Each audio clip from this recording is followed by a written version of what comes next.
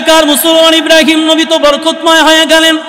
ওই যে হাজেরা দেখলেন পানি নাই, খাবার নাই, চিন্তায় পড়ে গেলেন কেমনে সন্তান বাঁচাবো, নিজেই বা আবার কেমনে বাঁচবো, আমি যদি না বাঁচি তো সন্তানের কোনো রক্ষাই হবে না। এই কথা ভাবতে ভাবতে হঠাৎ করে তিনি সামনের দিকে তাকাইলেন। মরুভূমি এলাকার মধ্যে তো আমরা সহজে মরুভূমি দেখি নাই। এই যে চর অঞ্চলের মধ্যে যত বালুর যে চরগুলো আছে এগুলির মধ্যে রৌদ্রের সময় দেখলে গেলে দেখা যায়, অথবা কার্পেটিং রাস্তাগুলি যে আছে এগুলির মধ্যে যদি রোদের তীক্ষ্ণ ভাব যখন পড়ে তখন দেখা যায় কেমন দূর থেকে ভিজা ভিজা মনে হয়। বালুর মধ্যে রোদের তীক্ষ্ণতা যখন পড়ে তখন ঝিলঝিল করে মনে হয় পানি পানি দেখা যায়। হাজেরা ভাবলেন ওই যে পানি দেখা যায়, যাইনি আমি একটু গিয়া সন্তানের জন্য পানি আইনা, কলিজার টুকরা সন্তানটার একটু পানি পান করাইয়া আমি আমার সন্তানটারে বাঁচাবো, আমিও বাঁচবো। এই কথা ভাইবা আল্লাহর নবী ইব্রাহিম আলাইহিস সালামের স্ত্রী হাজেরা একটা দৌড় মারলেন ওই পানি আনার জন্য। গিয়া দেখে না কোনো পানি নেই, শুধু বালু আর বালু। তিনি আবার ওখান থেকে অবাক নয়নে পিছের দিকে ফিরে তাকালেন, তাকায় দেখলেন আবার যেখান থেকে আসছে সেখানে একটু পানি পানি দেখা যায়। তিনি ভাবলেন মনে হয় ওখানে পানি পানি পানির ব্যবস্থা আছে, আবার ওখান থেকে একটা পিছনের দিকে দৌড় মারলেন। এভাবে যে দৌড়াদৌড়ি করলেন আইসা দেখে কোনো পানি নাই। এলাকার মুসলমান আমার আল্লাহ তাকায় রইছে, আল্লাহ ডাক দেয় দুনিয়ার মানুষ, ইন্নাস সাফা ওয়াল মারওয়াতা মিন শাআইরিল্লাহ ফামান হাজ্জাল বাইতা আও ইতামারা ফালা জুনাহা আলাইহি আন يطوف بهما فمن تطوع خيرا فإن الله شاكر عليم চিল্লা বলুন আল্লাহু আকবার। আল্লাহ তাআলা ডাক দিয়া কয় দুনিয়ার হাসি, ওই যে সাফা মারওয়ার মধ্যে আমার হাজেরা দৌড়ায় আর আমি আল্লাহ উপরে বইসা বইসা তাকায় তাকায় দেখতেছিলাম। এই যে দৌড়টা এত ভালো লেগেছে, আল্লাহ তাআলা কয় এই যে দৌড়টা আমার কাছে এতটাই ভালো লাগলো, আমার কাছে এত পছন্দ হয়ে গেছে। ও হাজি, লক্ষ টাকা ব্যয় করে বাইতুল্লাহ যাইবা হজ করার জন্য, ও হাজি লক্ষ টাকা ব্যয় করার হজ করতে যাইবা, বাইতুল্লাহ তাওয়াফ করবা, মদিনায় যাইবা, বিভিন্ন জায়গায় যাইবা, সব মানবা। হাজিরে যদি ওই যে হাজেরা সাফা মারওয়ায় যেভাবে দৌড়াইছে ওইভাবে যদি তুমি না দৌড়াও হাজি, আমি তোমার হজ কবুল করব না। এলাকার মুসলমান নবীও বরকতময় হয়ে গেল, অন্যদিকে জায়গাটাও বরকত, পাথরটাও বরকতময় হয়ে গেল। হাজেরা দৌড়াদৌড়ি করার কারণে সাফা মারওয়াটাও বরকতময় হয়ে গেল। যত হাজি বাইতুল্লাহ যায় সাফা মারওয়ার মধ্যে দৌড়াইতে হয়, ঠিক কিনা বলেন? আল্লাহর বান্দারা এবার ওই যে হাজেরা সন্তানের জন্য পানির জন্য দৌড়াদৌড়ি করতে শুরু করলেন। হঠাৎ করে চিন্তা করলেন হায় রে কি করা যায়, আবার এক নজর সন্তানের দিকে তাকায়, কিছুক্ষণ পর আবার সন্তানের কাছে গিয়ে একটু দাঁড়ায়, সন্তানের কাছে গিয়ে দেখে হঠাৎ করে দেখতেছেন যেখানে সন্তান রাখছে ওখান থেকে আল্লাহর কুদরতে পানির ফয়সালা হয়ে গেল। ফয়সালার মালিক কি? হাজেরা আলাইহিস সালাম গিয়া দেখে যেখানে সন্তান ওখানে পানির ফোয়ারা, তিনি দেখতেছেন পানি বের হইয়া পানির ফোয়ারা থেকে পানি পড়তে পড়তে পানি সরায় সেটায় যাইতেছে। হাজেরা তার হিব্রানি ভাষায় বলছিল জমজম, বাংলায় এটা ট্রান্সলেশন করলে হয় থাম থাম, এই পানি তোর জন্য সাফায় গেলাম, ওখান থেকে মারোয় আসলাম, এত দৌড়াদৌড়ি করলাম, পানির সন্ধান পাইলাম না, এমনি আল্লাহ পানির ব্যবস্থা করে দিল, নষ্ট হয়ে যাস না। জমজম মানে থাম থাম, পানি তুই নষ্ট হইস না। চতুর্দিক দিয়ে তিনি বাদ দিয়া দিলেন। আল্লাহ কয় হাজেরার জবানের কথাটা এত ভালো লেগেছে, তার জবান দিয়া বের হইছে জমজম, আমি আল্লাহ কুফের নামে রেখে দিলাম জমজম। জমজম কুফ আসেনি কথা কারণ পানি খাইছেননি? হ্যাঁ, যারা হাজি বাইতুল্লাহ যায় কত পানি নিয়ে আসে নিজেরা পান করে, এত বরকত এই পানির মধ্যে। কত হাজি কয় হুজুর মাইলকে মাইল পথ হাইটা এরপরে ক্লান্ত শরীর নিয়ে জমজমের কূপের পাশে বৈশা একটু পানি পান করছি, কেমন যেন ক্লান্তিটা দূর হয়ে যায়। নবী কয় এই পানির মধ্যে শেফা আছে, রোগের শেফা, বরকতের নিয়ত করে খাও, আল্লাহ তোমারে মুক্তি দিয়া দিবে। সুবহানাল্লাহ বলেন। এলাকার মুসলমান আল্লাহ তাআলা জানায় দেয় গোলাম এই যে আমি আল্লাহ তাআলা জমজমের পানির ফোয়ারা বের করে দিলাম, ও আল্লাহর বান্দারা বলেন তো কোনোদিন এমন কোন নিউজ প্রকাশ হয়েছে নি যে জমজমের পানি শুকায় গেছে? কথা কয় না, নদীর পানি শুকায় যায়। ওই যে দেখেন পদ্মা সেতু হওয়ার পরে পদ্মার মধ্যে, পদ্মা সেতু নদীর মধ্যে কত বড় বড় চর বইরা গেছে, কথা কয় না।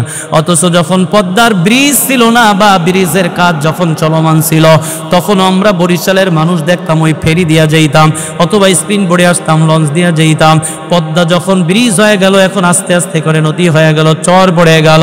এরে আল্লাহর বান্দারা, এরকম বড় বড় যমুনা নদীর মধ্যেও যমুনা ব্রিজ দিয়া গেলে নিচে তাকাইলে দেখা যায় শুধু বালুর চর জায়গা গেছে। নদী অনেক জায়গায় এমন হয়ে গেছে হাইটাও বার হয়ে যায়, আবার অনেক জায়গার মধ্যে অনেক গভীরতা এখনো পর্যন্ত আছে। কত নদী ভরে গেল, কত পুকুর ভরে গেল, কত জায়গার পানি শুকাইয়া গেল। কিন্তু আল্লাহ তাআলা জমজমের মধ্যে এমন একটা বরকত দিয়া দিছেন, জমজমের পানি এখনো পর্যন্ত শুকায় নাই, কিয়ামত পর্যন্ত কোনোদিন শুকাইবেও না। কারণ নবী বলেন দুইটা জান্নাতি জিনিস এখনো দুনিয়ার মধ্যে বিদ্যমান, এক হলো জমজমের পানি আর এক হলো হাজরে আসওয়াদের পাথর। নবী কয় উম্মত, ওই যে জমজমের পানি এত বরকতময় কেন? এই জমজমের পানি শুকায় না কেন? এর কারণ হলো জমজমের কূপের নহরের সংযোগ স্থল হলো জান্নাতি নহরের সাথে। জান্নাতি নিয়ামত বাবা কখনো কমবার মতো নয়, যত ভোগ করবেন, যত ব্যবহার করবেন, ততই আল্লাহ বরকত বাড়ায় দিবে। এই জন্য জমজমের পানি কিয়ামত পর্যন্ত যদি হাজারো কোটি মানুষ খায়, বোতল ভরে গ্লান ভরে যদি বিভিন্ন দেশে নেওয়া যায়, এই জমজমের পানি কোনোদিন শেষ হবে না। কারণ জমজমের পানি সরাসরি জান্নাত থেকে আগত পানি। আল্লাহু লা ইলাহা ইল্লা হুয়াল হাইয়ুল কাইয়্যুম। আল্লাহ তাআলা বলেন আমি আল্লাহ ব্যতীত আর কোনো ইলাহ নাই, কোনো মাবুদ নাই। হুয়াল হাইয়ুল কাইয়্যুম, আল্লাহ হলেন চিরস্থায়ী, চিরঞ্জীব। পয়গম্বর ইব্রাহিম আলাইহিস সালাতু ওয়াস সালাম ভাবলেন, যেই সূর্যটা উদয় হলো, আবার উদয় হওয়ার পরে যখন সন্ধ্যাবেলা অস্তমিত হয়ে গেল, তিনি আমার রব হতে পারেন না। আবার যখন চন্দ্র উদয় হলো, চন্দ্র অস্তমিত হয়ে গেল, তিনিও আমার রব হতে পারেন না। যিনি রব হবেন, যিনি এগুলি পরিচালনা করেন, তিনি আমার রব।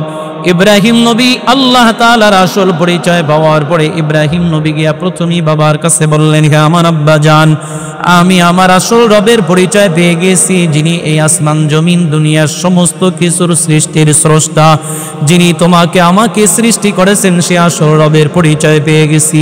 মূর্তির পূজা বন্ধ করো, এক আল্লাহর উপরে ঈমান আনয়ন করো, এহকাল পরকাল উভয় জগতে তুমি কামিয়াব হইয়া যাইবা।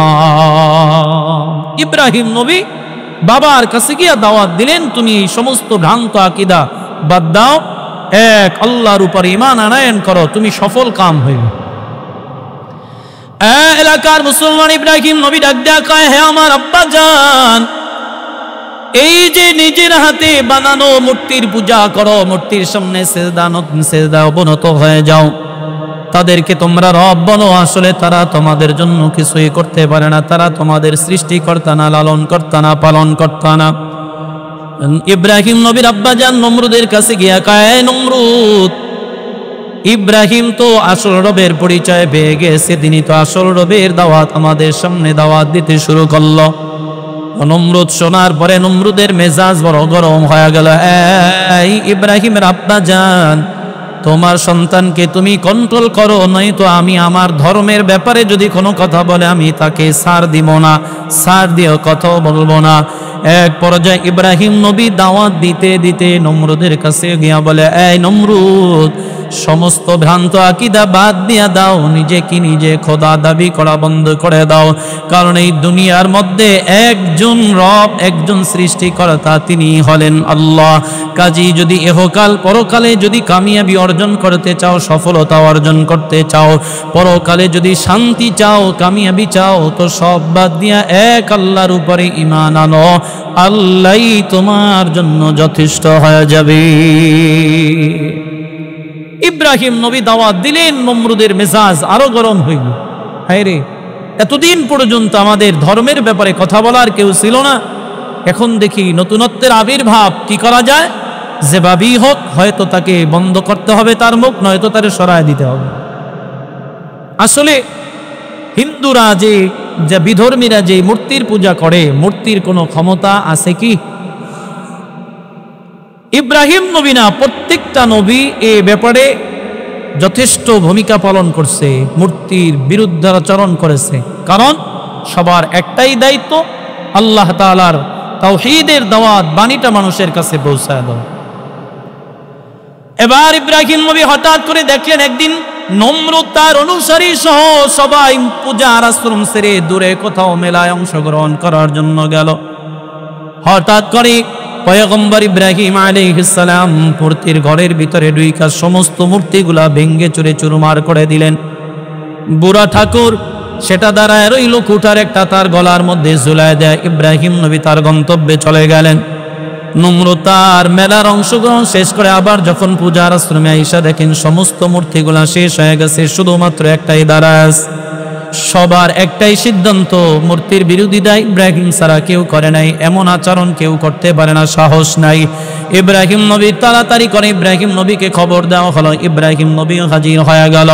নমরুদ দেখা ইব্রাহিম, এই যে আমাদের মূর্তির অবস্থাগুলা এমন কি করলো?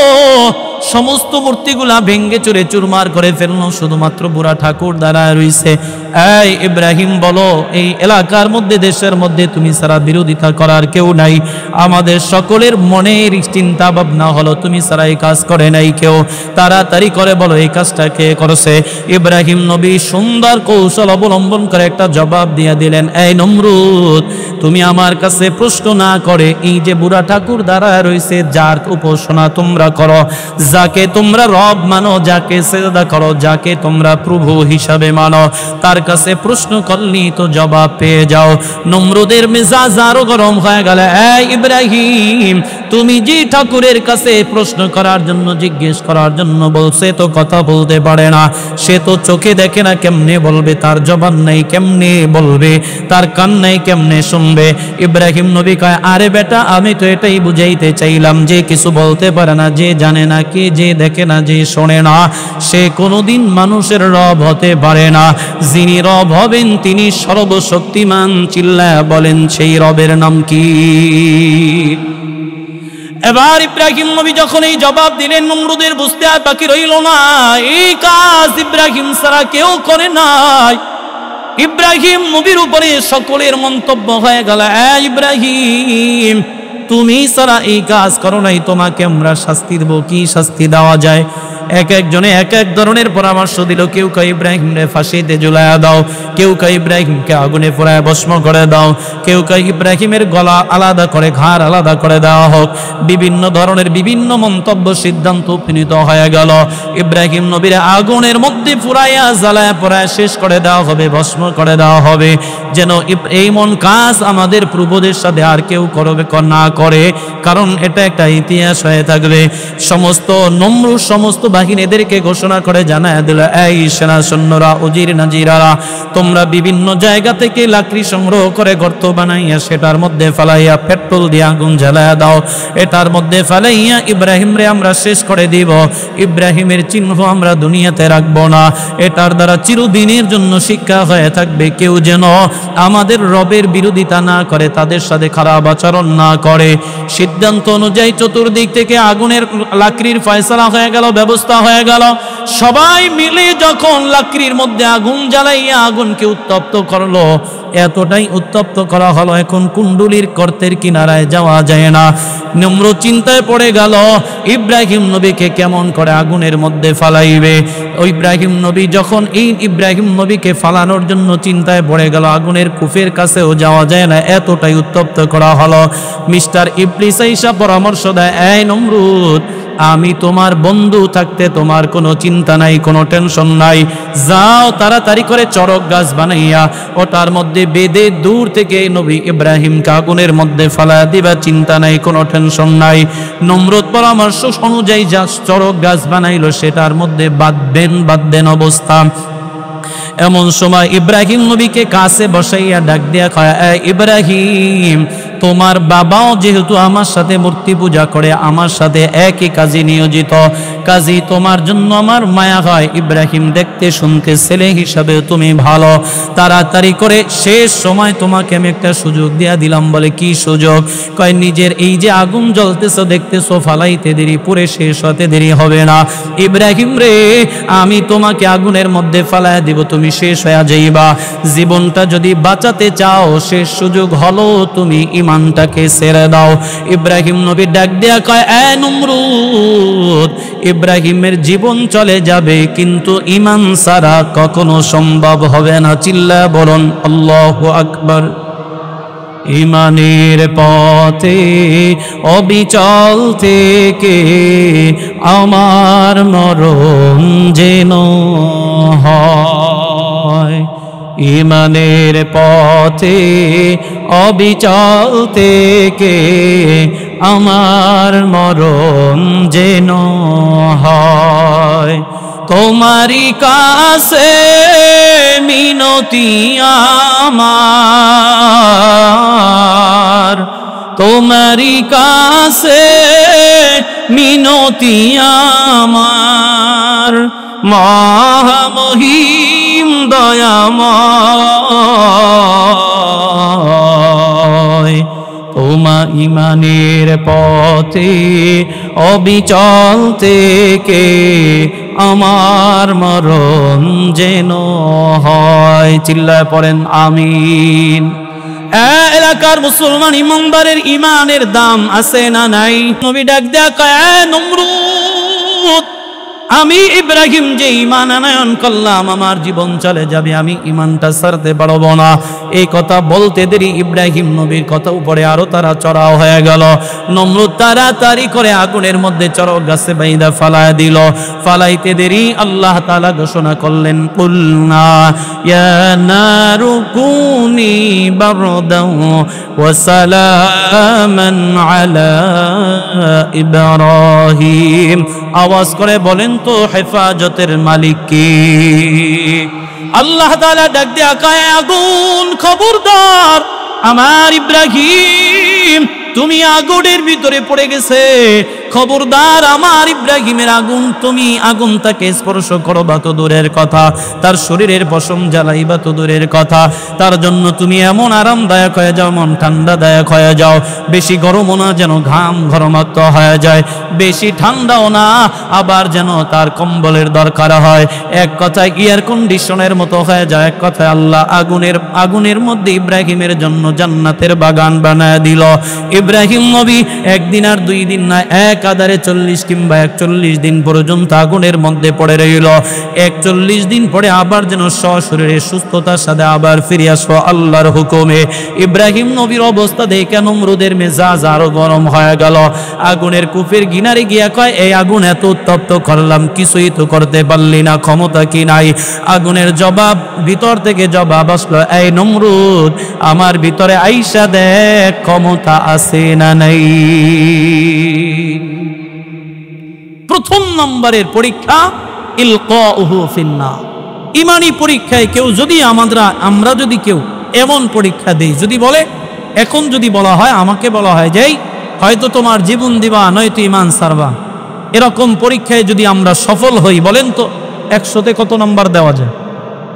কথা কয় না, 100তে 100 দেওয়া যায়, কথা ঠিক না? ইব্রাহিম নবী জীবনের জন্য মায়া করলেন না, ইমানের জন্য মায়া করলেন। 1 নম্বর পরীক্ষা ইব্রাহিম নবী পাস। এবার ইব্রাহিম নবীকে আল্লাহ ডাক দেয়া কয়, ইব্রাহিম তোমার বয়স কত? 80 বছর।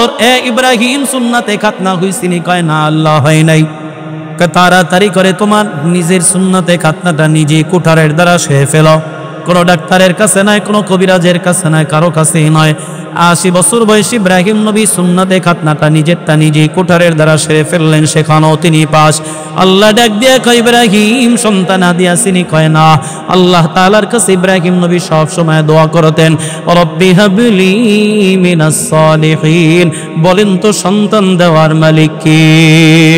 আল্লাহর কাছে দোয়া করে, আল্লাহ তুমি আমাকে একটা নেককার সন্তানের ব্যবস্থা করে দাও। ইব্রাহিম নবীর দোয়াটা আল্লাহ কবুল করে নিলেন। আল্লাহ সুসংবাদ জানায় দিলেন, ফাবাশশারনাহু বিগুলামিন হালিম। আল্লাহ কয়, ইব্রাহিম আমি তোমার দোয়া কবুল করলাম, এমন বেনজির বেমিসাল সন্তান আমি আল্লাহ তোমার জন্য ব্যবস্থা করে দিলাম। আল্লাহ তাআলা ইব্রাহিম নবীকে ৮০ কিংবা ৮৬ বছর বয়সে সন্তান দিয়া দিলেন। আল্লাহর বান্দারা, আজ দেখা যায় সমাজের মধ্যে যদি কারো সন্তানাদি না হয়, ডাক্তার দেখাইলো, কবিরাজ দেখাইলো, হুজুরের বাণী পড়াও খায়, অতঃপর তারপরেও যদি সন্তান না হয় মাজারে গিয়া মান্নত করে বাবার কাছে, বাবা তোর দরবারে টাকা দিলাম, পয়সা দিলাম, বেড়া বকরি কুত্তা শুয়ার জানোয়ার সব দিলাম, কিছু চাই না, একটা সন্তান দিবা। আপনারা বুঝে থাকলে জবাব দিবেন উঁচু আওয়াজে, সন্তান দেওয়ার মালিক মাজারওয়ালা নাকি আল্লাহ? আল্লাহ তাআলা জাগ দিয়া কয়, দুনিয়ার মানুষ তাকাইয়া দেখো, ওই যে ইব্রাহিম আমি আল্লাহর কাছে সব সময় দোয়া করতো, আল্লাহ তুমি আমার একটা নেককার সন্তান দিয়া দাও। আমি আল্লাহ তারে ৯০ বছর বয়সে সন্তান দিলাম। আল্লাহ যদি চাই বুড়া বয়সও বাবা বানাইতে পারে কি পারে না? এই যে আল্লাহ সন্তান দিলেন, ডাক দিয়ে আল্লাহ কয়, ইব্রাহিম এই যে তোমার কলিজার টুকরা সন্তান ইসমাঈল আর তোমার বিবি হাজেরা, তোমার কাছে এদেরকে রাখা যাবে না, তাদেরকে দূরে কোথাও রেখে আসো। কোথায় রাখবো? কারাকা নিয়ে কোনো চিন্তা নাই, আমি তোমার জন্য সুব্যবস্থা করতেছি। আল্লাহ তাআলা মুহূর্তের মধ্যে জিবরাইল আলাইহিস সালামকে বোরাক নিয়ে নবী ইব্রাহিমের দরওয়াজায় পাঠিয়ে দিলেন। বোরাক গিয়া কয়, ইব্রাহিম নবীকে জিবরাইল ডাক দিয়া কয়, পয়গম্বর তাড়াতাড়ি করে সন্তান আর স্ত্রীকে নিয়ে আপনি তাড়াতাড়ি করে বোরাকের পিঠে সওয়ার হন। বোরাকের পিঠে সওয়ার হলো, বোরাক নিয়ে তাদেরকে নিয়ে সামনের দিকে যাইতেছে। কিছু দূর যাওয়ার পর ইব্রাহিম নবী ডাক দিয়া কয়, ভাই জিবরাইল, এই যে এলাকার মধ্যে সুন্দর ঘর বাড়ি দেখা যায়, গাছপালা তরুলতা সব কিছুর ব্যবস্থা, তুমি আমাদেরকে এখানে নামাইয়া দাও, এই জায়গাগুলো সুন্দর বসবাসের জন্য ব্যবস্থা ভালো আছে। ইব্রাহিম নবীর জবাবে জিবরাইল আলাইহিস সালাম জবাব দিলেন, পয়গম্বর আল্লাহ তাআলা উঠাবার জন্য আদেশ দিছে, নামানোর জন্য আদেশ এখনো দেয় নাই। যেইখানে আল্লাহর আদেশ হবে নামানো, সেইখানে স্যার আমি নামাইতে পারবো না। এবার যাইতে যাইতে এখন যেখানে বাইতুল্লাহ, এখন যেখানে জমজমের কূপ, ওই জায়গার মধ্যে পয়গম্বর ইব্রাহিম নবীকে ডাক দেয়া কয়, পয়গম্বর তাড়াতাড়ি করে নেমে পড়েন, এই জায়গার মধ্যে আল্লাহ তাআলা আপনাদেরকে নামানোর জন্য আদেশ দিয়েছেন। ইব্রাহিম নবী সন্তান আর স্ত্রী নিয়ে সেখানে নেমে পড়লেন। ডাক দেয়া কয়, জিবরাইল এইখানে তো ভালো কোনো পরিবেশ না, মরুভূমি এলাকার মধ্যে বসবাসের জন্য উপযোগী জায়গা না, কেমন করে আমার সন্তান থাকবে? ঘর নাই, বাড়ি নাই, কিভাবে কি করবে? কয়, এত কিছু জানি না, আল্লাহর যেখানে ফয়সালা সেখানেই নামায় দেওয়া হয়েছে। এবার ইব্রাহিম নবী নিজের কলিজার টুকরা সন্তান নবজাতক ইসমাইলকে কোলের মধ্যে নিয়া নিজের স্ত্রী এই যে হাজেরার কাছে দিয়া কয়, এই হাজেরা, এটা আমার আমানত, আমার কলিজার টুকরা সন্তান ইসমাইল, আমি তোমার কাছে আমার সন্তানটারে আমানত হিসাবে রেখে গেলাম। আমার কলিজার টুকরার কোনো অমঙ্গল যেন না হয়, কোনো সমস্যা যেন না হয়, তুমি ভালো করে তাকে দেখভাল করবা। ইব্রাহিম নবী চোখের পানি ফালায় ফালায় কথাগুলো বলে আর হাজেরার কাছে দিয়া বিদায় নিবেন। এমন সময় হাজেরা ডাক দেয়া কয়, এই পয়গম্বর, এই যে মরুভূমি এলাকার মধ্যে আমি একজন মহিলা, অন্যদিকে নবজাতক সন্তান ইসমাইল, মা সন্তানকে, মা ছেলেকে এই জায়গাটার মধ্যে আপনি যে রেখে গেলেন, এটা কি আপনার নিজের সিদ্ধান্তে নাকি আপনার মালিকের সিদ্ধান্তে? ইব্রাহিম নবী চোখের পানি সাইরা ডাক দেয়া কয়, বিবি রে, এই কলিজার টুকরা সন্তান, এই সন্তানের জন্য যে কি পরিমাণ মায়া আমি বাবা তুমি মা ভালো করে জানো। দুনিয়ার প্রত্যেকটা মা বাবাই সন্তানের জন্য মায়া করে। একাধিক সন্তানের মধ্যে যদি একটা সন্তান যদি অকেজ হয়, লুলা হয়, খোরা হয়, কানা যদি হয়, ও বিকলাঙ্গ যদি হয়ে থাকে, তার জন্য কোনো অংশে মায়া মহব্বত কিন্তু কম হয় না। এমন সন্তান আল্লাহ ইব্রাহিম নবীকে দান করেছেন, যিনি আবার ভবিষ্যতে নবী হবেন। ইব্রাহিম নবী চোখের পানি সাইরা কয়, এই বিবি রে, এমন কলিজার টুকরা সন্তান কি নিজের থেকে কোনোদিন মায়া ত্যাগ করে এই মরুভূমির মধ্যে রাখা যায়? এইখানে আমার কোনো সিদ্ধান্ত নাই, আমার মালিকের সিদ্ধান্তে আমি তোমাদেরকে এখানে রেখে গেলাম। এই কথাটা শুনতেই বিবি হাজেরা ডাক দেয়া কয়, পয়গম্বর আপনি আপনার গন্তব্যে চলে যান, আমাদেরকে নিয়ে কোনো চিন্তা নাই। যেই আল্লাহ রাখার জন্য আদেশ করেছেন সেই আল্লাহই আমাদের জন্য যথেষ্ট। চিল্লা বলুন আল্লাহু আকবার। ইন্নাম ঈমান, যেমন নবী তেমন স্ত্রী তেমন সন্তান। এলাকার মুসলমান ইব্রাহিম নবী ডাক দেয়া কয়, বিবি আমি তোমাদেরকে আল্লাহর উপরে সুপর্দ করে রেখে গেলাম, বিদায় দাও। ইব্রাহিম নবীর বিবি ডাক দেয়া কয়, চিন্তা নাই, কোনো টেনশন নাই, যাও তুমি তোমার গন্তব্যে চলে যাও, আল্লাহই যথেষ্ট। আল্লাহর বান্দারা, এরকম ইমানি তাওয়াক্কুল আল্লাহর উপরে যদি কারো থাকে, আল্লাহই তার জন্য যথেষ্ট হয়ে যাবে। কথা বলেন ঠিক কি না? ইব্রাহিম নবী ওখান থেকে যাইতেছেন, বাড়ির দিকে রওনা করলেন। কিছু দূর যাওয়ার পর পিছনের দিকে ঘুরে ঘুরে তাকায় আর চোখের পানি ছেড়ে কান্না করে। চিন্তা করলো, হায় রে, যেই জায়গার মধ্যে দিলাম কোনো মানুষ নাই, জন নাই, ঘর নাই, বাড়ি নাই, কোনো পাহারাদার নাই, কেউ নাই, তাদেরকে কে দেখবে, কে রক্ষা করবে, কে তাদের দেখাশোনা করবে? হঠাৎ করে ইব্রাহিম নবী দুইটা হাত উঠাইয়া আল্লাহর কাছে দোয়া করতে শুরু করলো। وَإِذْ قَالَ إِبْرَاهِيمُ رَبِّ اجْعَلْ هَذَا الْبَلَدَ آمِنًا وَاجْنُبْنِي وَبَنِيَّ أَن نَّعْبُدَ الْأَصْنَامَ। ইব্রাহিম নবী দোয়া করে, আল্লাহ যেই জায়গার মধ্যে রাখলাম জায়গাটা তো নিরাপদ নয়, এই জায়গার মধ্যে তুমি ছাড়া তাদের কেউ নাই। ও আল্লাহ, এই জায়গাটাকে তুমি নিরাপদ জায়গা বানায় দাও, নিরাপদ করে দাও। আল্লাহ তাআলা ইব্রাহিম নবীর দোয়াটারে এমন ভাবে কবুল করে নিলেন। ওই জায়গাটা তো নিরাপদ আল্লাহ করে দিলেন, তো দিলেনই, শুধুমাত্র তাদের বসবাসের জন্য যতদিন তারা ছিল ততদিনের জন্য না। এক কথায় অমান দাখলাহু কানা আমিনা, এই জায়গাটার মধ্যে যে ঢুকবে সেই নিরাপদ হবে। আর এই নিরাপত্তার দায়িত্বটা নিয়েছেন, জোরে বলেন তো কি? হাজারো খুনের অপরাধী যদি এই জায়গায় প্রবেশ করে, তাকে অ্যারেস্ট করার ক্ষমতা কোনো প্রশাসনের নেই। ইব্রাহিম নবী দোয়া করছে, আল্লাহ এই জায়গাটারে নিরাপদ নগরী বানায় দাও, নিরাপদ বানায় দাও। আল্লাহ কয়, ওমান দাখালাহু কানা আমিনা, যাও এটারে কিয়ামত পর্যন্ত আমি নিরাপদ করে দিলাম। সুবহানাল্লাহ বলেন। এলাকার মুসলমান ইব্রাহিম নবী চলে যাইতে লাগলেন। হঠাৎ করে আবার চিন্তা, হায় রে, আমি তো আমার স্ত্রী সন্তান, ইন্নী আসকানতু মিন যুররিয়াতি বিওয়াদিন গায়রি যী যারইন ইনদা বাইতিকাল মুহাররাম রব্বানা লিয়ুকিমুস সালাতা ফাজআল আফইদাতাম মিনান নাসি তাহওয়ি ইলাইহিম ওয়ারযুকহুম মিনাথ থামারাতি লাআল্লাহুম ইয়াশকুরুন। আল্লাহ ডাক দিয়া কয়, ইব্রাহিম আমি আল্লাহর উপরে সুপর্দ করে দিয়েছি, তোমার কোনো চিন্তা নাই, কোনো টেনশন নাই। ইব্রাহিম নবী দোয়া করে, আল্লাহ যেই সামান্য খাবার আর পানি দিলাম এ তো শেষ হয়ে গেলে তাদের কোনো অবস্থান থাকবে না। ও আল্লাহ, তুমি তোমার বান্দাদের জন্য এই জায়গার মধ্যে রিজিকের ফয়সালা করে দাও। এই রিজিক ভক্ষণ করে যেন তারা তোমার শুকর আদায় করতে পারে, তোমার গোলামি করতে পারে। আল্লাহ তাআলা এই জায়গাটার মধ্যে এমন বরকত দিয়া দিলেন, ওই জায়গার মধ্যে অভাব কি জিনিস ওই দেশের মানুষ জানে না। ইব্রাহিম নবীর দোয়ার বরকতে আল্লাহ ওই জায়গার মধ্যে পরিপূর্ণ বরকতের ফয়সালা করে দেয়। চিল্লায় পড়ুন সুবহানাল্লাহ। এলাকার মুসলমান ইব্রাহিম নবী এখানেও পাস। আল্লাহ ডাক দেয়া কয়, ইব্রাহিম এই যে সন্তান আস্তে আস্তে করে বড় হলো, আবার আল্লাহ সেখানেও পরীক্ষা লাগায় দিলেন, তুমি তোমার প্রিয় বস্তুকে আমার রাস্তায় কুরবান করে দাও। ইব্রাহিম নবী সেখানেও পাস করলেন। কুরবানির ঘটনা সবাই জানেন, লম্বা সেদিকে যাব না। সমস্ত পরীক্ষা ইব্রাহিম নবী পাস করার পরে আল্লাহ ডাক দিয়া কয়, ইব্রাহিম একে একে একাধিক পরীক্ষা আমি আল্লাহ তোমারে দিলাম, সব জায়গায় তুমি সফল হয়ে গেলা। এখন আমি আল্লাহ তোমাকে তোমার উপরে রাজি হয়ে গেলাম, খুশি হয়ে গেলাম। খুশি হওয়ার কারণে আমি আল্লাহ তোমার একটা দায়িত্ব দিতে চাই, হজের ডাইরেক্টর এমডি বানায় দিতে চাই, তুমি কি বলো? ইব্রাহিম নবী ডাক দেয়া কয়, আল্লাহ এতদিন যে পরীক্ষাগুলা দিয়েছো আমি আমার নিজের দ্বারা চেষ্টা করে তোমার রহমতের উসিলায় সফল হলাম, এখন যে পরীক্ষা দিছো কিভাবে আমি হজের কাফেলা বানাইবো, মানুষ নেই জন্যই কেমনে আমি সফল হব, চিন্তায় পড়ে গেলাম।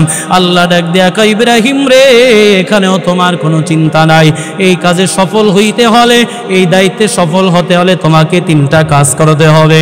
1 নম্বরে তোমাকে রাজমিস্ত্রির কাজ করতে হবে, 2 নম্বরে তোমাকে জারুদারগিরির কাজ করতে হবে, 3 নম্বরে তোমাকে মুয়াজ্জিন হয়ে আজান দিতে হবে। এলাকার মুসলমান, কুষ্টিয়ার মুসলমান বুঝে থাকলে উঁচু আওয়াজে জবাব দিবেন, এই 3টা কাজ আমাদের কাছে ভালো না খারাপ? ভালো কেমনে হইল? এই 3 কাজ কি সমাজের উচ্চ লেভেলের কোনো মানুষ করে? কারা করে? ঝাড়ু দেয় কারা? একেবারে নিম্ন শ্রেণীর মানুষ। রাজমিস্ত্রিরা কি কোটিপতি? মাস্টার্স কমপ্লিট করা, LLB কমপ্লিট করা? বলে মূর্খ মানুষ রাজমিস্ত্রির কাজ করে, অল্প শিক্ষিত মানুষ। এরপরে আজান দেয় মসজিদে মুয়াজ্জিন, গ্রামের মসজিদে আজান দেয় যেই বুড়ার কোনো কাম নাই, 32টার 33 দাঁত শেষ, ওই হযরত বেলালের মতো বলে একটা, বের হয় আর একটা, সুরের কোনো শেষই নেই। পোলাপানি চিন্তা করে, আব্বা তোমার কোনো কাম নাই, কাজ নাই, যাও মসজিদে খাই নাম আজান দিবা, বাসায় খাইবা, আসরের পরে দোকানে চা খাও। কথা কেন? তাহলে এই 3টা কাজ সমাজের নিম্ন শ্রেণীর মানুষেরা করছে, কিন্তু এই 3টা কাজ আল্লাহ জলিল কদর পয়গম্বর ইব্রাহিম নবীর দেয়া করাইছেন। বিষয়টা হলো বুঝতে হবে, অনেক সময় বস্তুর কারণে ব্যক্তির দাম বেড়ে যায়। কথা বলেন, বস্তুর কারণে ব্যক্তির দাম বাড়ে। যেমন একজন কোরআনের হাফেজের দাম বাড়ার একটাই উদ্দেশ্য, কারণ হচ্ছে তার সাথে কোরআনের সম্পর্ক, কোরআনের ছোঁয়া লাগছে। বলে এই যে এত টাকার দামি একটা চেয়ার, টি টেবিলের মধ্যে পা রাখলাম, এখানে বসলাম, একবারও সালাম করলাম না, সম্মান দেখাইলাম না, এটা যদি 200 টাকা দামের রেহাল হইতো, 50 টাকা দামের রেহাল হইতো, পা লাগলে সবার আগে সালাম করতো। 300 টাকা 400 টাকা কাপড়ের গজের বিছানার চাদর পাড়াইলাম, শুইলাম, একবারও সালাম করলাম না। 35 টাকা গজের পলিস্টারের কাপড় দিয়া কোরআনের জুজদান বানাইলে সেটা পায়ে লাগলে একাধিকবার সালাম করে, নিজে লজ্জিত হয়, আমি না জানি কত বড় অপরাধ করে ফেলেছি। কারণ একটাই, তার সাথে কোরআনের ছোঁয়া লাগছে, যার কারণেই কোরআনের বরকতে তিনি বরকতময় হয়ে গেছে। বুঝতে হবে, দুনিয়ার সমস্ত রাজমিস্ত্রিরা তো রাজমিস্ত্রি, তারা 20 তলা 50 তলা বিল্ডিং বানাইছে, তাদের এত দাম নাই কেন? ইব্রাহিম নবীর দাম এত ভাল্য কেন? বলে ইব্রাহিম নবী তো সাধারণ কোন ঘরের রাজমিস্ত্রি না, সরাসরি আল্লাহর ঘর বাইতুল্লাহর রাজমিস্ত্রি ছিলেন। সুবহানাল্লাহ। এই বাইতুল্লাহর রাজমিস্ত্রি হওয়ার কারণে আল্লাহ তার দাম বাড়াইছে। এবার ইব্রাহিম নবীকে আল্লাহ ডাক দিয়ে কয়, ইব্রাহিম এই কাজে যদি তুমি সফল হইতে চাও, 3টা দায়িত্ব তোমাকে বেছে নিতে হবে। 1 নম্বরে তোমাকে রাজমিস্ত্রির কাজ করতে হবে। আল্লাহ তাআলা অর্ডার করলেন, ইব্রাহিম নবী সন্তান আর ইসমাঈল আর ইব্রাহিম মানে বাপ বেটা শুরু করে দিলেন। আল্লাহ বলেন, ওয়াইয ইয়ারফাউ ইব্রাহিমুল কওয়াইদা মিনাল বাইতি ওয়া ইসমাঈলু রাব্বানা তাকাব্বাল মিন্না ইন্নাকা আনতাস সামিউল আলিম। আল্লাহ ওয়াদার করছেন, ইব্রাহিম তুমি রাজমিস্ত্রির কাজ করো। কলিজার টুকরা সন্তান ইসমাঈলকে নিয়ে তিনি রাজমিস্ত্রির কাজ শুরু করলেন। পাথর কেটে কেটে বাইতুল্লাহ নির্মাণের কাজ শুরু করে দিলেন। বাইতুল্লাহ নির্মাণ হয়ে গেল। আল্লাহ ডাক দিয়া কয়, ইব্রাহিম রে 2 নম্বর কাজ তোমাকে ঝাড়ু দিতে হবে। তাহিরা বাইতিয়া লিত-তাইফিনা ওয়াল আকিফিনা ওয়ার রুকআইস সুজুদ। ইব্রাহিম এই ঘরটারে ঝাড়ু দাও, পরিষ্কার করো। ওই ব্যক্তিদের জন্য, তাওয়াফকারীদের জন্য, রুকুকারীদের জন্য, ইতিকাফকারীদের জন্য, সিজদাকারীদের জন্য আল্লাহ তাআলা অর্ডার করলেন। ইব্রাহিম নবী ঝাড়ুদারগিরির কাজ শুরু করে দিলেন। আল্লাহর বান্দারা এবার একটু বুঝে থাকলে উচ্চ আওয়াজে জবাব দিবেন, রাজমিস্ত্রির কাজ করার কারণে নবী ইব্রাহিমের দাম বাড়ছে না কমছে? ঝাড়ু দেওয়ার কারণে আল্লাহ তার দাম বাড়াইছে না কমাইছে? এখন আপনি আমি যদি আপনার মহল্লার, আমার মহল্লার মসজিদের ঝাড়ু দেই, আমরা মনে করি আমাদের দাম কমে যায়। মসজিদ ঝাড়ু দেয় মসজিদের হুজুর, মসজিদের মুয়াজ্জিন সাহেব, অনেক সময় দেখা যায় মসজিদে যদি কমিটির লোক ঢুইকা কোথাও ময়লা দেখে, তখন তারা যে কি যে বলতে পারে আর কি যে বলা যায়, এটা যারা মসজিদের ইমাম মুয়াজ্জিন আর যারা ওই খবিস কোয়ালিটির কমিটি বা লোক থাকে তারা ছাড়া কেউ ভালো বোঝেন। কথা কেন? হ্যাঁ, যে মসজিদে খালি খান আর ঘুমান, মাস গেলে বেতন না নেই, খালি ময়লা কেন? গ্রামের মধ্যে এমনও মসজিদ আছে, হুজুর আজান দিবে, হুজুর নামাজ পড়াবে, হুজুর মসজিদ ঝাড়ু দিবে, হুজুর আবার বাথরুমও পরিষ্কার করবে। আছে না নাই? আরে আপনি মুসল্লি হইয়া তো আপনার লজ্জা থাকা উচিত। যেই ইমাম রে দিয়ে আপনি বাথরুম পরিষ্কার করেন, তার পিছনে ইক্তেদা করেন কেমন? যার সাথে আপনি ধমক দিয়া কথা বলেন, আপনি তার পিছনে নামাজ পড়েন কেমন? ও ভাই, আপনার তো উচিত যে ইমাম আপনি নামাজ পড়াবেন। ইমাম নেতা আমরা কখন মানি? যখন নামাজের সময় হয়, হুজুর আপনি সামনে যান। এছাড়া সমস্ত কাজের পিছনে ইমামরা থাকে। কথা ঠিক কিনা বলেন? আপনার মসজিদের মহল্লার মসজিদ আপনি ঝাড়ু দিবেন, আল্লাহ আপনার দাম ইব্রাহিম নবীর মতো বাড়ায় দিবে। শোনেন, আমি আপনাদেরকে একটা মেডিসিন দেয়া যাই, পরামর্শ দেয়া যাই। যাদের দিলের ভিতরে জ্বালা পোড়া অশান্তি, দোয়া কবুল হয় না, আপনাদের জন্য একটাই পরামর্শ, আজ থেকে নিয়মিত আপনার বাড়ির মহল্লার মসজিদ আপনি ঝাড়ু দিবেন। মসজিদ একদিকে আপনি আল্লাহর ঘর পরিষ্কার করবেন, অন্যদিকে আল্লাহ আপনার দিল পরিষ্কার করে দিবে, দিল সাফ করে দিবে। যেই দোয়া করবেন ওই দোয়াই আল্লাহ কবুল করুন। পারবেন ইনশাআল্লাহ? ইনশাআল্লাহ বলেন, জোরে বলেন না ইনশাআল্লাহ? কারা কারা মসজিদ ঝাড়ু দিতে পারবেন ইনশাআল্লাহ? হাত তুলে নারায়ে তাকবীর। এই পারবেন তো ইনশাআল্লাহ? ইমাম রে বলবেন, হুজুর আপনি শুধু নামাজ পড়াবেন, বাকি সব কাজ আমরা করব। আলেমদেরকে সম্মান করবেন, আলেমদেরকে মহব্বত করবেন, ভালোবাসবেন, তাদের সাথে বেয়াদবি করবেন না, তো আল্লাহর গজব নেমে আসবে। কথা বোঝেন নাই? ওলামায়ে কেরামের চোখের পানি এটা বিষের মতো কাজ করে। যদি তাদের সাথে খারাপ আচরণ করেন তো আল্লাহর গজব নেমে আসবে। তাহলে ইনশাআল্লাহ সবাই মসজিদের খেদমত করবো। রাজি আছেন ইনশাআল্লাহ? এবার আল্লাহ তাআলা ডাক দিয়া কয়, ইব্রাহিম, রাজমিস্ত্রির কাজ করলা, ঘরটারে পরিষ্কার করলা, ও ইব্রাহিম আমি আল্লাহ তাআলা তোমার উপরে খুশি হয়ে গেলাম। 3 নম্বর দায়িত্ব পালন করো। 3 নম্বরে আল্লাহ বলেন, ওয়াআযিন ফিন-নাসি বিল হাজ্জি ইয়াতুকা রিজালাও وعلى كل ضامر يأتين من كل فج عميق। আল্লাহ ডাক দেয়া কয়, ইব্রাহিম তুমি একটু আজান দাও, আজান দিলে মানুষ উটের পিঠে সওয়ার হইয়া, কেউ বা আবার পায়ে হেঁটে বিভিন্ন জায়গা থেকে দূর দূরান্ত থেকে সেখানে ইবাদত করবে, হজ করবে, তাওয়াফ করবে।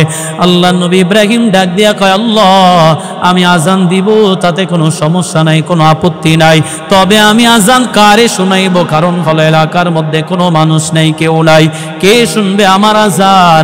আল্লাহ ডাক দিয়া কয়, ইব্রাহিম আজান দেওয়ার দায়িত্ব তোমার, আজানের শব্দটা মানুষের কানে পৌঁছায় দেওয়ার দায়িত্ব আমার। এবার পয়গম্বর ইব্রাহিম নবী পাহাড়ের চূড়ায় দাঁড়াইয়া আঙ্গুল কানের ভিতরে ঢুকাইয়া ডাক দিয়া কয়, ইয়া আইয়ুহান নাস ইত্তাখাযাল্লাহু বাইতান ফাহুজ্জু। হে দুনিয়ার মানুষ, আসো আসো, আল্লাহ তোমাদের জন্য একটা ঘর বানাইছে, বাইতুল্লাহ বানাইছে, ইবাদতের জন্য, হজের জন্য, তাড়াতাড়ি করে আসো। আল্লাহ নবী ডাক দেয়া কয়, উম্মত ইব্রাহিম নবী এই যে বাইতুল্লাহ বই যে আজান দিলেন, আজানের শব্দটা শুধু কি আরব আমিরাতের মানুষ শুনছে বিষয়টা এমন নয়। ইব্রাহিম নবীর আজানের শব্দটা আল্লাহ তাআলা পৃথিবীর আনাসে কানাসে যত জীবন্ত মানুষ ছিল প্রত্যেকের কানের মধ্যে আজানের শব্দটা আল্লাহ পৌঁছায় দিয়েছে। সুবহানাল্লাহ। আল্লাহ ডাক দেয়া কয়, ইব্রাহিম তোমার আজানের শব্দটা পৌঁছায় দেওয়ার দায়িত্ব আমি নিলাম। নবী কয়, উম্মত জানুনি আজানের শব্দটা আরো কত জায়গায় পৌঁছে গেছে জানো? কয়, শুধুমাত্র ওই যে দুনিয়া জীবন্ত যারা ছিল তারাই শুনছি, বিষয়টা এমন নয়। বলে এই দুনিয়ার মধ্যে এখন যারা আসছে সেই সময় আমরা কেউ দুনিয়ায় ছিলাম না, তখন আমরা সবাই রূহের জগতের বাসিন্দা ছিলাম। ফি আলমি আরওয়াহ, সবাই আমরা রূহের জগতের বাসিন্দা ছিলাম। তখন আপনিও ছিলেন না, আমিও ছিলাম না। নবী কয়, ওই দিনের আজানের শব্দটা তোমরাও শুনছিলা। ও আল্লাহর বান্দারা, নবী কয় উম্মত রূহের জগতে যারা ছিল তাদের কানেও আল্লাহ আজানের শব্দটা পৌঁছায় দেয়। আর সহ্যের বিষয় হলো নবী আবার এই কথাটাও জানায় দেয়, ওই দিন ইব্রাহিম নবীর আজানের শব্দ শুনে যে একবার লাব্বাইক বলেছে, আল্লাহ তাকে আমাদেরকে জীবনে একবার হলো বাইতুল্লাহ যাওয়ার সুযোগ করে দিবে। যে দুইবার বলেছে আল্লাহ তারে দুইবার বাইতুল্লাহ তাওয়াফ করাইবে, যে তিনবার বলেছে আল্লাহ তারে তিনবার নিবে, যে একাধিক বলেছে আল্লাহ তারে বারবার বাইতুল্লাহ যাওয়ার সুযোগ করে দিবে। তবে জানা নাই আপনি আমি সেদিন কি বলছিলাম কি বলছিলাম না। তবে আল্লাহর কাছে দোয়া করি কবুল করার মালিক আল্লাহ। আয় আল্লাহ, তুমি আমাদেরকে মক্কা মদিনা জিয়ারত না করাইয়া কাউকে মরণ দিও না। চিল্লায় পড়েন আমিন। এলাকার মুসলমান, মক্কা মদিনা যাওয়ার ইচ্ছা আছে না নাই? এই কার কার আছে? নারায়ে তাকবীর। আল্লাহ আমাদেরকে কবুল করুক, জোরে বলেন আমিন। এলাকার মুসলমান, ইব্রাহিম নবী সফল। আল্লাহ ডাক দেয়া কয়, ইব্রাহিম ইন্নী জাইলুকা লিন্নাসি ইমামা, আমি আল্লাহ তোমাকে জাতির জন্য ইমাম বানাইয়া দিলাম। আল্লাহ ডাক দেয়া কয়, ইব্রাহিম তুমি যে পরীক্ষাগুলি দিয়েছো এই পরীক্ষার উপরে আমি আল্লাহ তোমাকে গোল্ডেন প্লাসে পাস করায় দিলাম।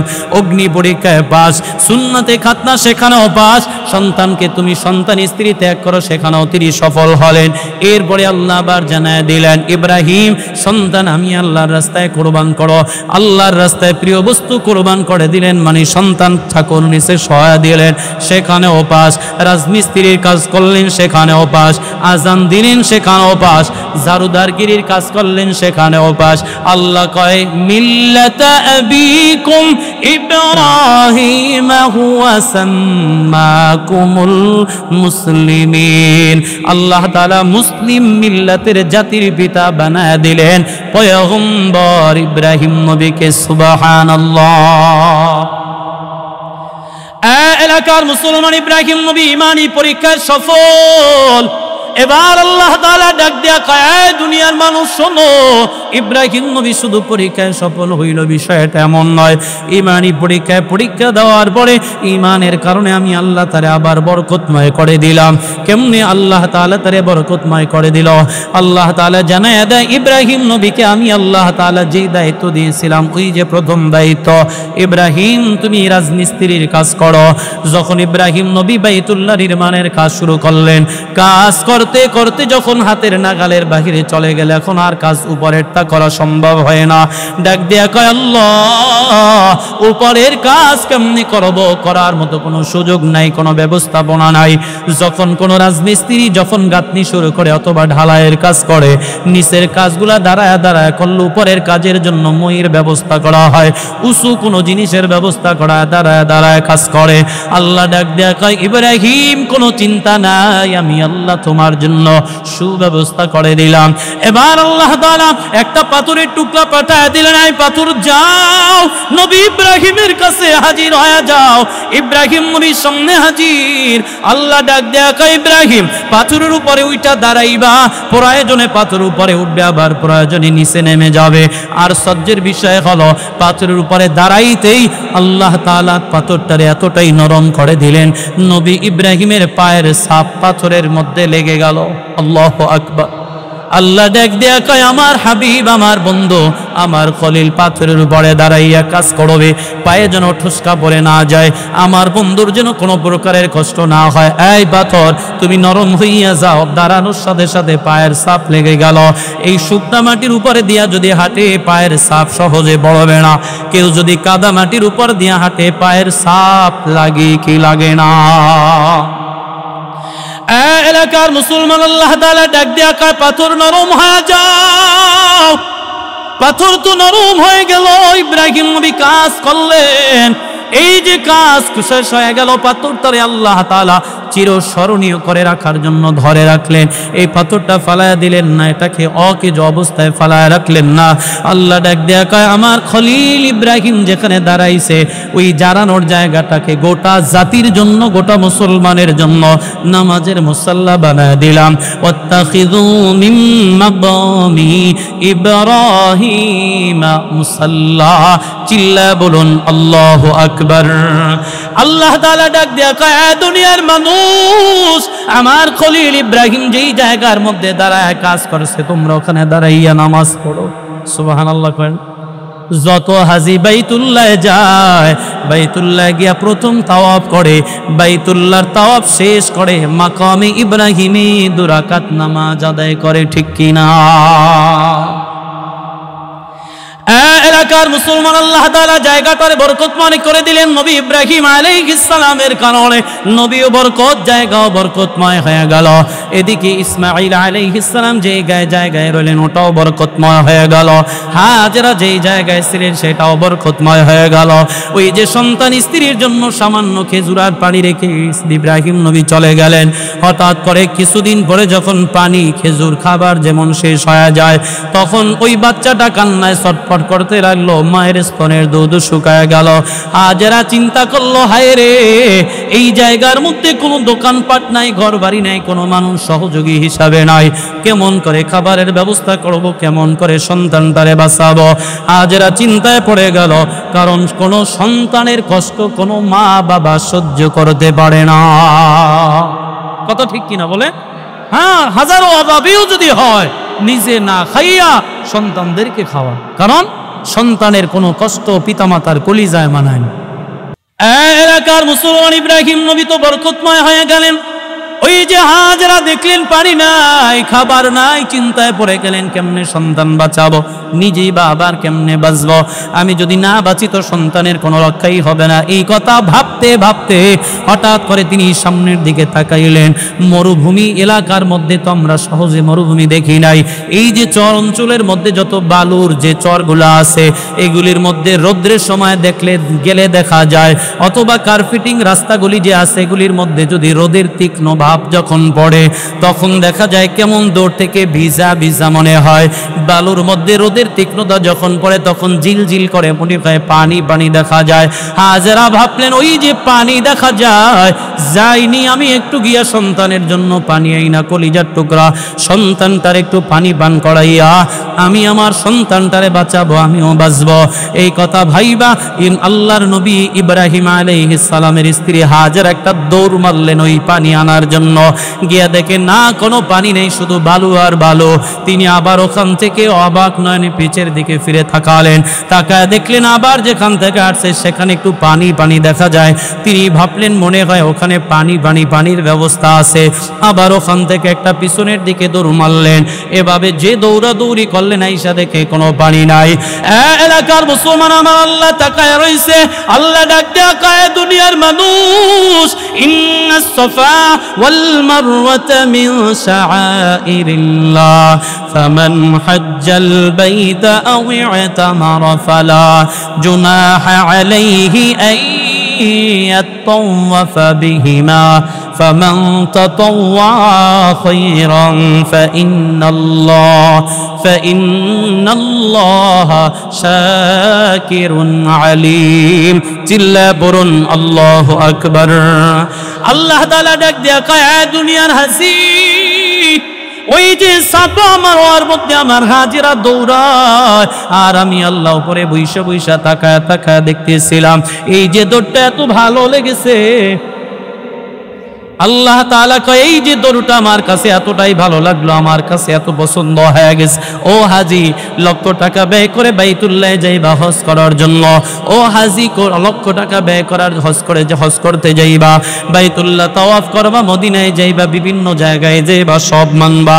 হাজিরে যদি ওই যে হাজেরা সাফা মারওয়ায় যেভাবে দৌড়াইছে ওইভাবে যদি তুমি না দৌড়াও, হাজি আমি তোমার হজ কবুল করব না। এলাকার মুসলমান নবী বরকতময় হয়ে গেল, অন্যদিকে জায়গাটাও বরকত, পাথরটাও বরকতময় হয়ে গেল। হাজেরা দৌড়াদৌড়ি করার কারণে সাফা মারওয়াটাও বরকতময় হয়ে গেল। যত হাজি বাইতুল্লাহ যায় সাফা মারওয়ার মধ্যে দৌড়াইতে হয়, ঠিক কিনা বলেন? আল্লাহর বান্দারা এবার ওই যে হাজেরা সন্তানের জন্য পানির জন্য দৌড়াদৌড়ি করতে শুরু করলেন। হঠাৎ করে চিন্তা করলেন, হায় রে, কি করা যায়? আবার এক নজর সন্তানের দিকে তাকায়, কিছুক্ষণ পর আবার সন্তানের কাছে গিয়ে একটু দাঁড়ায়। সন্তানের কাছে গিয়ে দেখে, হঠাৎ করে দেখতেছেন যেখানে সন্তান রাখছে ওখান থেকে আল্লাহর কুদরতে পানির ফয়সালা হয়ে গেল। ফয়সালার মালিক কি? হাজেরা আলাইহিস সালাম গিয়া দেখে যেখানে সন্তান ওখানে পানির ফোয়ারা। তিনি দেখতেছেন পানি বের হইয়া পানির ফোয়ারা থেকে পানি পড়তে পড়তে পানি সরায় সেটায় যাইতেছে। হাজেরা তার হিব্রানি ভাষায় বলছিল জমজম, বাংলায় এটা ট্রান্সলেশন করলে হয় থাম থাম, এই পানি তোর জন্য সাফায় গেলাম, ওখান থেকে মারোয় আসলাম, এত দৌড়াদৌড়ি করলাম, পানির সন্ধান পাইলাম না, এমনি আল্লাহ পানির ব্যবস্থা করে দিল, নষ্ট হয়ে যাস না। জমজম মানে থাম থাম, পানি তুই নষ্ট হইস না, চতুর্দিক দিয়ে তিনি বাদ দিয়ে দিলেন। আল্লাহ কয় হাজরার জবানের কথাটা এত ভালো লেগেছে, তার জবান দিয়ে বের হইছে জমজম, আমি আল্লাহ কুফের নামে রেখে দিলাম জমজম। জমজম কুফ আসেনি কথা কারণ পানি খাইছেননি?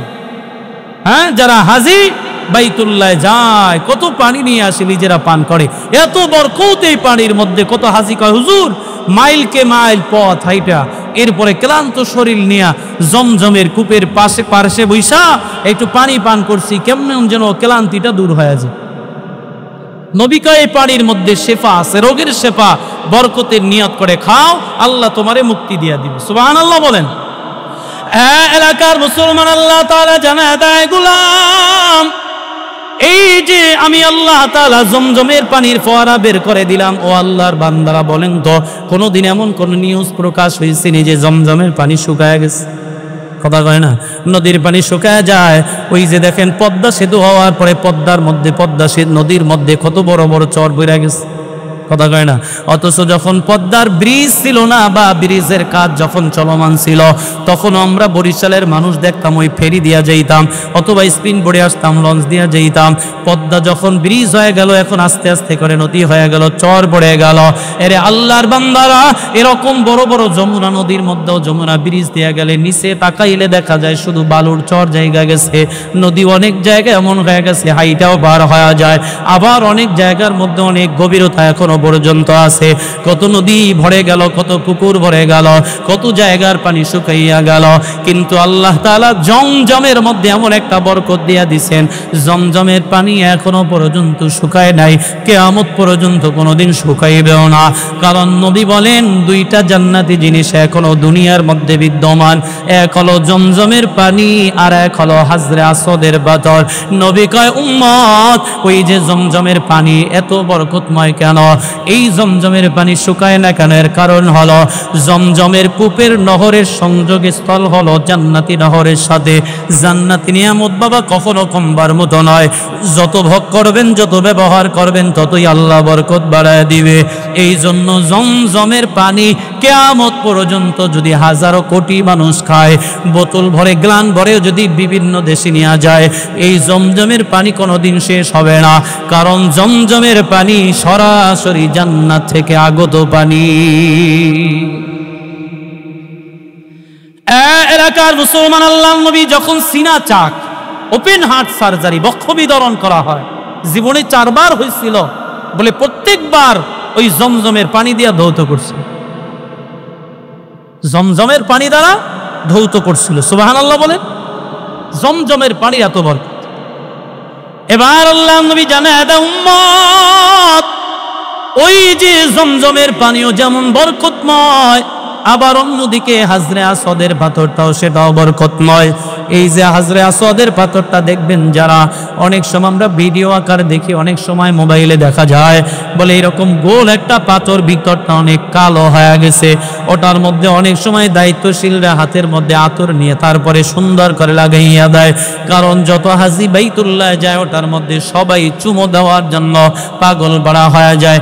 নবী ডাক দেয়া উম্মত, জানো ওই যে হাজরে আসওয়াদের পাথরটা এখন তোমরা কালো দেখতেছ, আসলে এই পাথরটা এতটা কালো ছিল না, একেবারে কালোই ছিল না।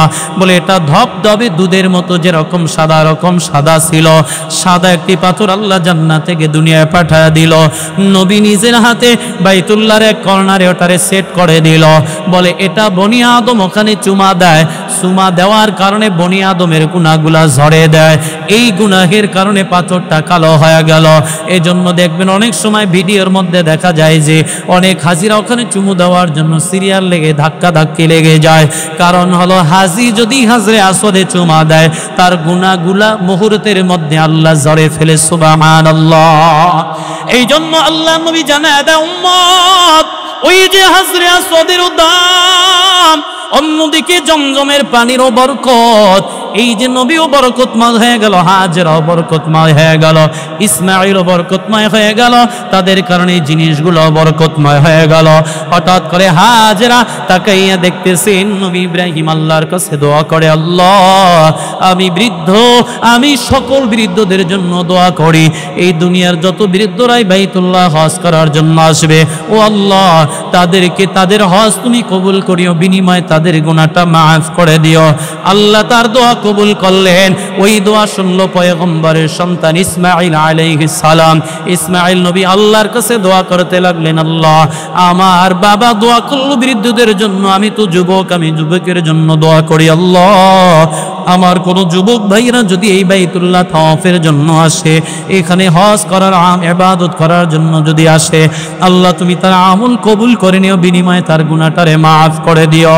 এবার ওই দোয়াটা শুনলেন তার মা হাজেরা, ইসমাঈল নবীর মা সুইনা ডাক দিয়া কয়, আল্লাহ বাবা বৃদ্ধ, দোয়া করলেন বৃদ্ধদের জন্য, ওই সন্তান দোয়া করলো যুবকদের জন্য, কারণ তিনিও যুবক মানুষ।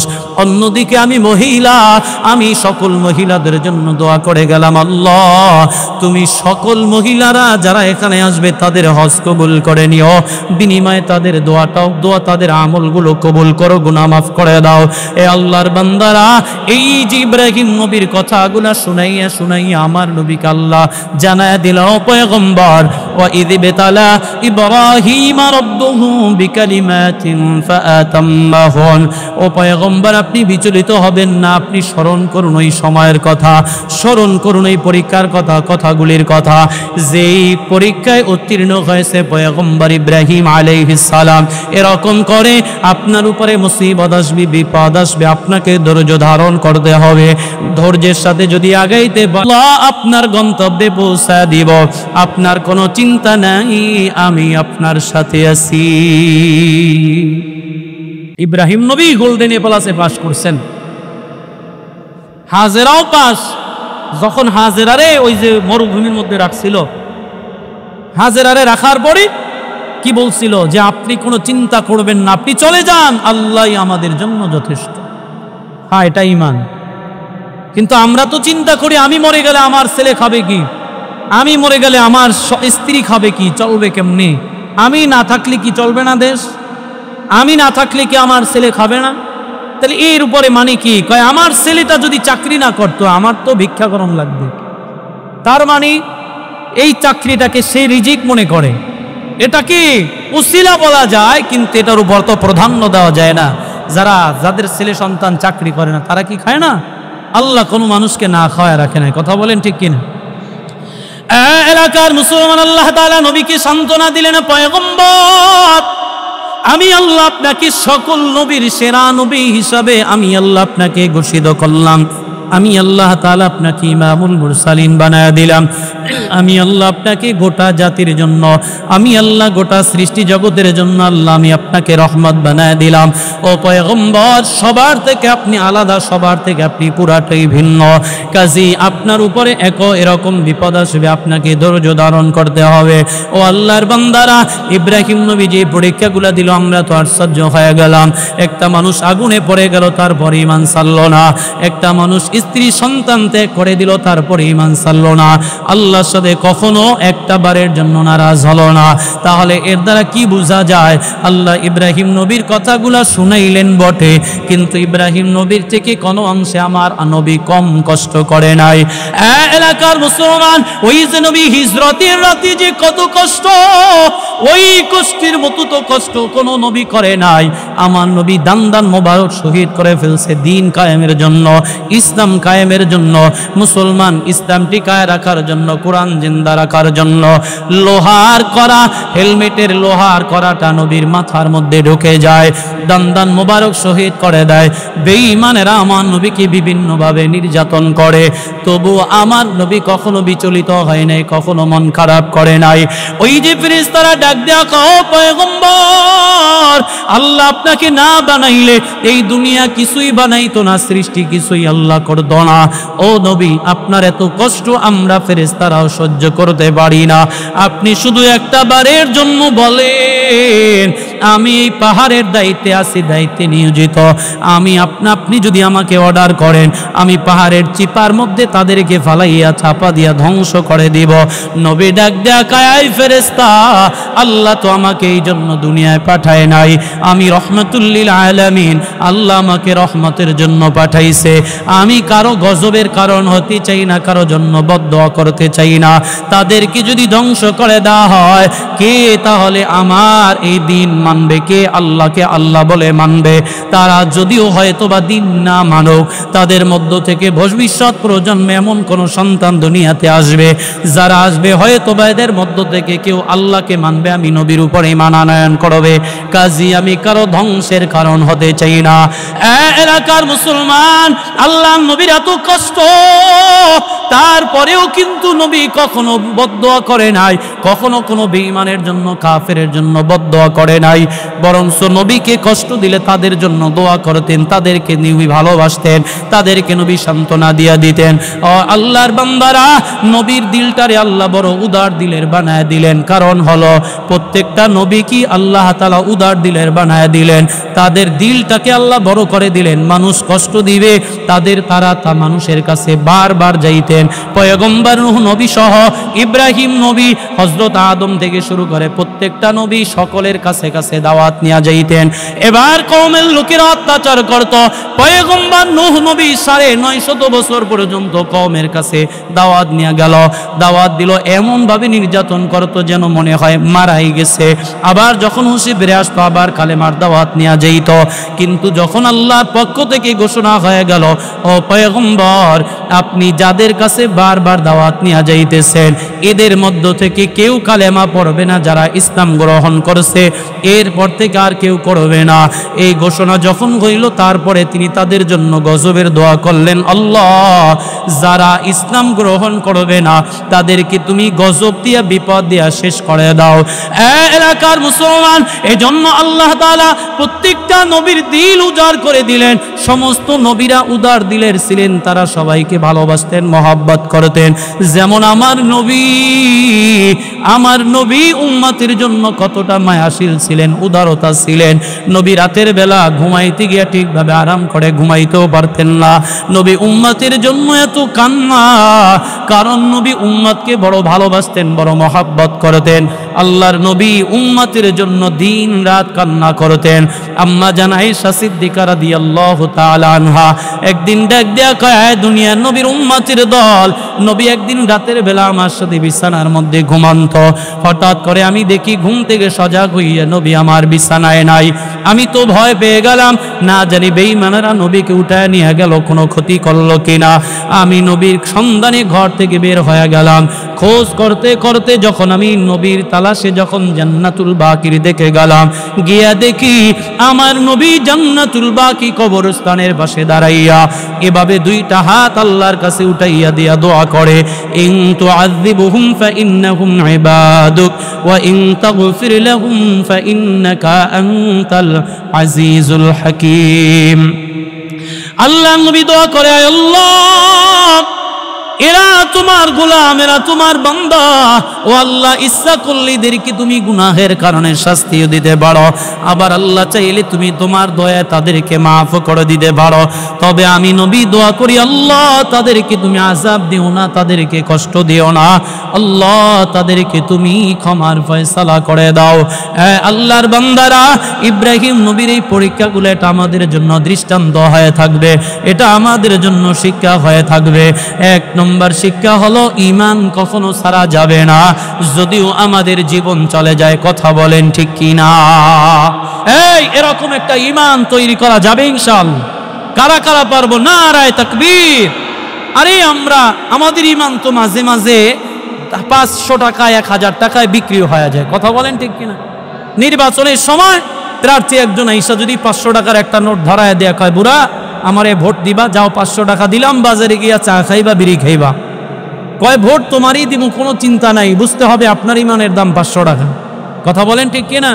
সন্ধ্যাবেলা আর একজন আইসা একটা কালা নোট ধরায় দিস, 1000 টাকার একটা নোট ধরায় দেয়া বলছে, এই বুড়া, এই 500 টাকায় কি বিড়ি খাইলে ভালোটা খাইবা? কি এর এই আকিস বিড়ি আর পাঞ্জাবিরি খাও, খাইলে গুল্লিপ সিগারেট খাইবা? না, 1000 টাকা দিলাম, শেষ হইলে আমার কাছে আবার যাইবা, ভোট আমারই দিতে হবে।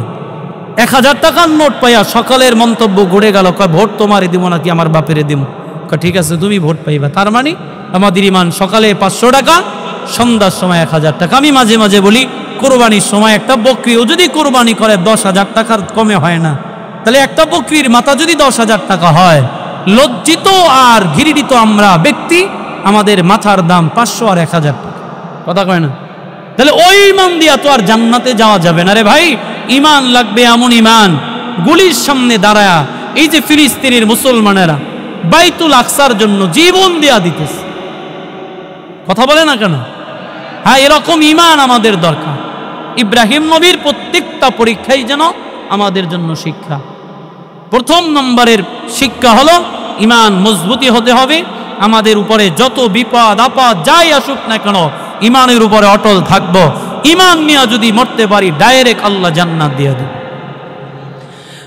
এলাকার মুসলমান ইব্রাহিম নবী আকে আর একটা পরীক্ষা দিয়া দিলেন। আল্লাহ তাআলা ডাক দিয়া কয়, ইব্রাহিম নবীকে আল্লাহ তাআলা অসংখ্য সম্পদের মালিক বানায় দিলেন। এত সম্পদ আল্লাহ দিলেন, আল্লাহ তাআলা যথেষ্ট পরিমাণ সম্পদ দিলেন। এই সম্পদের উপরে আল্লাহ একটা পরীক্ষা লাগায় দিলেন। ফেরেশতা একদিন আইসা কয়, আল্লাহ আপনার ইব্রাহিমকে এত সম্পদ দিলেন, মনে হয় সম্পদের জন্য তার মায়া বেশি। ইব্রাহিম নবীর এই কথা শুই না, ফেরেশতার কথা শুই না, আল্লাহ ডাক দিয়া কয়, আল্লাহ তাআলা কয়, ইন্নাল্লাহা আশতারা মিনাল মুমিনিনা আনফুসাহুম ওয়া আমওয়ালাহুম বিআন্না লাহুমুল জান্নাহ। আল্লাহ তাআলা বলেন, নিশ্চয়ই আমি আল্লাহ মুমিনের দুইটা জিনিস আমি তার থেকে ক্রয় করে নিয়েছি, নিব না নিয়েছি, বিনিময় আমি আল্লাহ তার একটা জিনিস দেব। বলে জান আর মাল আমি আল্লাহ তার থেকে ক্রয় করে নিয়েছি, বিনিময় আমি আল্লাহ তারে জান্নাত দিয়া দিব। এলাকার মুসলমান বুঝে থাকলে উচ্চ আওয়াজে জবাব দিবেন, এই জীবনের মালিককে, এই দুনিয়ার সম্পদের মালিককে।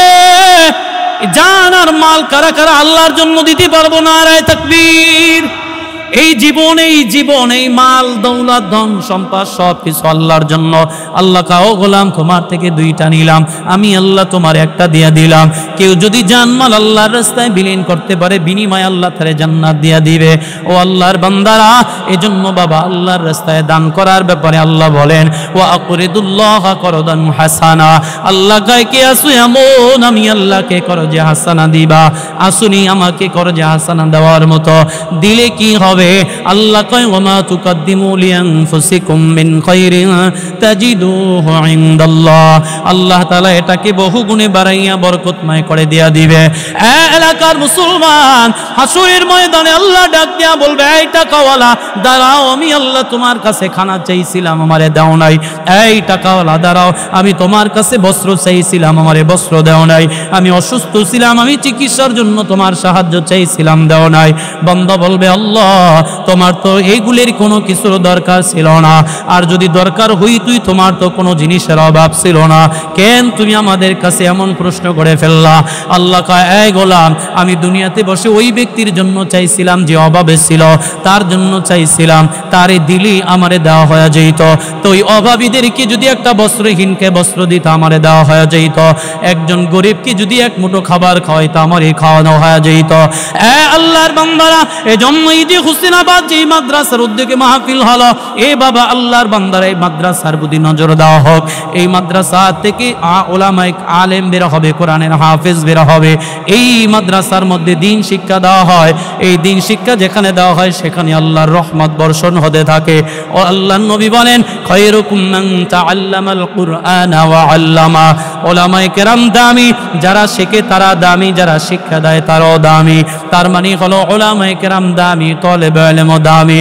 এজন্য বাবা, এই মাদ্রাসার জন্য আমি অল্প সময়, কিছু সময় আমি আপনাদের কাছে, আমি মুসাফির মানুষ, আমার হাতটা একটু বাড়ায় দিব। এর মধ্যে আমাদের আজকের প্রধান মেহমান খতিবুল উম্মাহ হাফিজুর রহমান সিদ্দিকী সাহেব আসবেন। ও আল্লাহর বান্দারা, অধৈর্য হব না, কষ্ট নিব না, রাগান্বিত হব না। নবী কয়, আস-সাদকাতু তারুদ্দুল বালা ওয়া তাজিদু ফিল উমার। দান সাদকায় বালা মুসিবত দূর হয়, বিপদ দূর হয়, হায়াত আল্লাহ বাড়ায় দেয়। আল্লাহর নবী জানায়, উম্মত কেউ যদি দীর্ঘদিনের অসুস্থ থাকো, ডাক্তার দেখাইলা, কবিরাজ দেখাইলা, সুস্থ হও না, তোমার সুস্থতার জন্য আমি উত্তম একটা ব্যবস্থা করে দিলাম। কি এমন ফয়সালা নবী করে দিলেন, ব্যবস্থাপনা দিয়া দিলেন।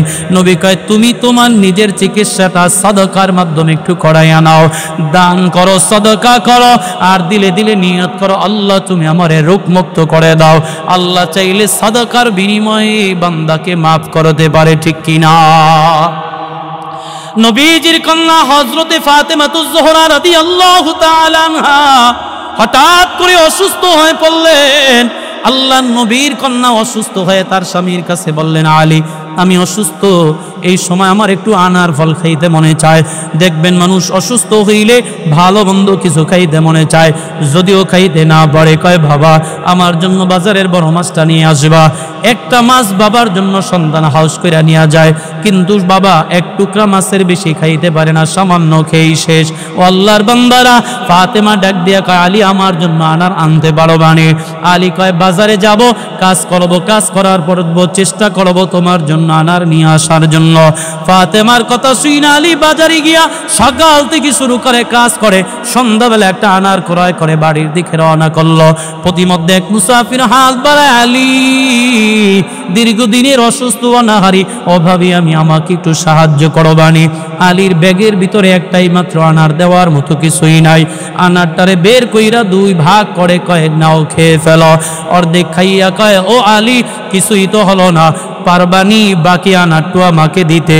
আলী চিন্তা করলো, আম্মাসাইলা ফালা তানহার, সাইলকে কখনো খালি হাতে ফিরাইতে নাই। এলাকার মুসলমান, আলী তো নবীর যুগের মানুষ, নবীর জামাতা, দিলওয়ালা। চিন্তা করলেন বেচারা অসুস্থ দুর্বল, যেহেতু বাকি অর্ধেক চাইছে না, এটা নেওয়া যাবে না। হযরতে আলী বাকি আনারটুকু দিয়ে দিলেন, খেয়ে ফেললো। দোয়া করলো, আলী আল্লাহ তোমাকে মঙ্গল করুক, ভালো করুক। আলী খালি হাতে বাড়ির দিকে রওনা করলো। ঘরের দরজার সামনে গিয়ে দাঁড়াইয়া চিন্তা করলো, কি মুখ নিয়ে স্ত্রীর সামনে দাঁড়াবো? এমন হতভাগাই হয়ে গেলাম, একটা আনার আমি স্ত্রীর জন্য আনতে পারলাম না। আলী অসহায়ের মতো দাঁড়ায় রইল। ফাতেমা ঘরের ভিতর থেকে দেখলো আলী ঘরের দরজার সামনে দাঁড়ায় রইছে।